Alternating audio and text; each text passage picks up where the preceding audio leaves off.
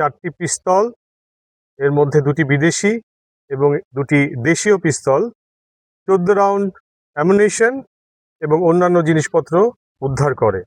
রাত আনুমানিক 3:10 ঘটিকায় বিজিবি টহল দল চোরাকারবারিদের উপস্থিতি বুঝতে পেরে তাদেরকে ধাওয়া করে।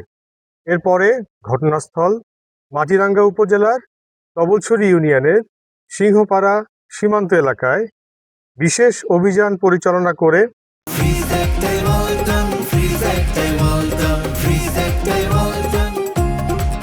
তল্লাশি করে সেখান থেকে আমরা একটা ব্যাকপ্যাক উদ্ধার করতে সক্ষম হই।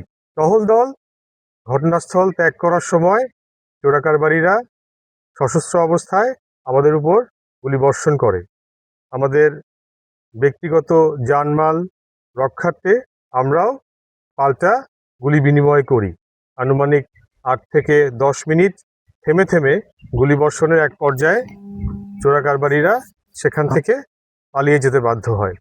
এই ঘটনায় উভয় পক্ষেরই কোনো ধরনের হতাহতের ঘটনা জানতে পারা যায়নি। অস্ত্র পাচার হতে পারে। আমরা বেশ কিছুদিন ধরেই আমাদের এই অভিযান পরিচালনা করার চেষ্টা করছি বা করে আসছি।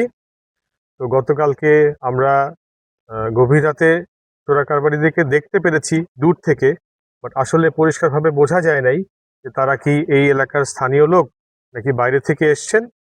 তো আমরা আমাদের এখানে যারা বিভিন্ন গোয়েন্দা সংস্থার জনবল আছেন, সংগঠন আছেন, তাদের সাথে আমরা যোগাযোগ রেখেছি।